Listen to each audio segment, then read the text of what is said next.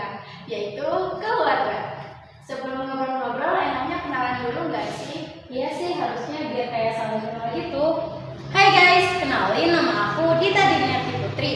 Jadi di sini aku sebagai host 1. Hai semuanya, kenalin nama aku Ainun Rabia, aku sebagai host 2. Di sini kita juga kedatangan 2 narasumber yang keren-keren nih.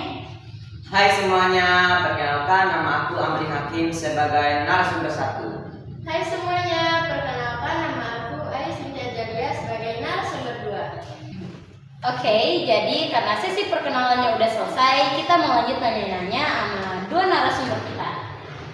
Oh ya, Amrin, apa sih arti keluarga bagi kamu? Kalau menurut aku, keluarga itu bukan hanya sekedar hubungan darah, tapi juga tempat pertama seorang anak belajar kasih sayang, dukungan, dan nilai-nilai kehidupan. Oh, jadi keluarga itu penting banget ya buat anak? Ya betul, karena keluarga itu sangat penting. Dari keluarga lah seorang anak pertama kali merasakan kasih sayang dan menemukan rasa aman. Iya, ternyata bener ya kata orang kalau keluarga itu sekolah pertama bagi anaknya. Ya, benar banget. Keluarga itu bisa dibilang sebagai sekolah pertama untuk anak, dari orang tua dan anggota keluarga lain. Anak belajar cara berbicara, bersikap sopan, dan bisa membedakan mana yang baik dan mana yang buruk. Iya, ngomong-ngomong, gimana sih biasanya kamu sama keluarga kamu itu kumpul atau kayak sekedar ngobrol-ngobrol ringan gitu? Wah, kalau soal itu, biasanya kami suka ngumpul di ruang tamu atau di teras rumah. Momen di ruang tamu itu jadi waktu favorit buat ngobrol, kayak saling bercerita tentang kegiatan sehari-hari atau sekedar bercanda bareng. Nah kan, pasti dari kegiatan itu keluarga kalian suasananya jadi lebih hangat karena kalian bisa jadi rumah buat satu sama lain. Tentu aja, suasana hangat itu bikin kita ngerasa nyaman dan lebih diterima gitu di dalam keluarga. Oh iya, kalau boleh tahu siapa sih anggota keluarga yang sering kamu ajak buat saling tukar cerita gitu? Kalau aku biasanya yang paling sering diajak buat tukar cerita itu ibu. Beliau itu orangnya sabar, selalu siap dengerin tanpa menghakimi, dan biasanya kasih nasihat yang bikin tenang. Tapi kadang kalau soal cerita ringan atau bercanda, aku lebih sering sama saudara sih. Mengapa sih kamu mempercayakan cerita atau masalah kamu itu ke mereka? Alasannya sih sederhana, karena aku merasa mereka bisa dipercaya dan gak bakal menghakimi. Misalnya sama saudaraku, aku percaya dia gak bakal jadiin masalah aku sebagai bahan gosip ataupun lainnya. Jadi aku lebih nyaman. Intinya aku memilih mereka karena bisa bikin aku merasa didengar dan pastinya bisa dipercaya. Oh, berarti kamu tuh tipikal orang yang percaya banget sama keluarga kamu. Iya, bisa dibilang gitu. Aku emang percaya banget sama keluarga.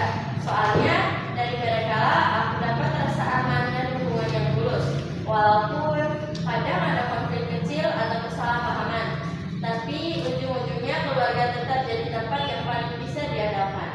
Wah, iya sih, kadang-kadang pasti ada konflik kecil dalam berkeluarga. Ngomong-ngomong, bagaimana sih cara kalian menyelesaikan konflik yang terjadi pada saat itu? Biasanya kalau ada konflik, kami usahakan untuk gak langsung ibadah emosi. Kadang ada jeda dulu biar suasana reda. Setelah itu baru duduk bareng dan ngobrol pelan-pelan.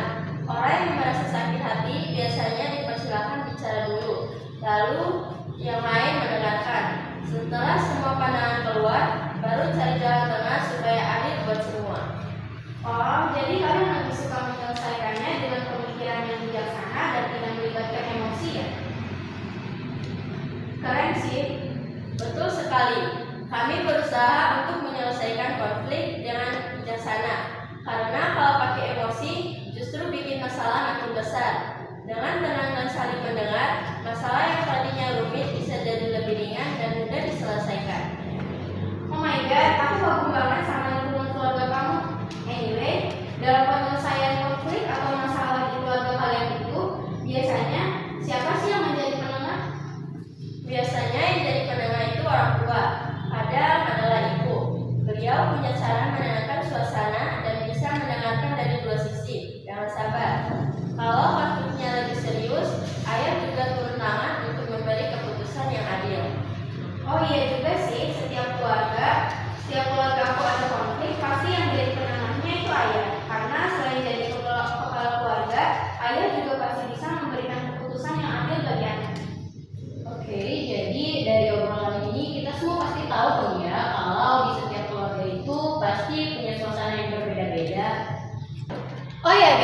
Makasih ya udah nemenin kita ngobrol hari ini. Semoga cerita dan insight tadi bisa bermanfaat buat kalian. Ingat ya, setiap hari adalah kesempatan baru buat belajar hal-hal kecil yang bisa bikin hidup kalian lebih bermakna. Jangan lupa share podcast ini kalau menurut kamu seru. Sampai jumpa di episode berikutnya. Stay happy and stay healthy ya.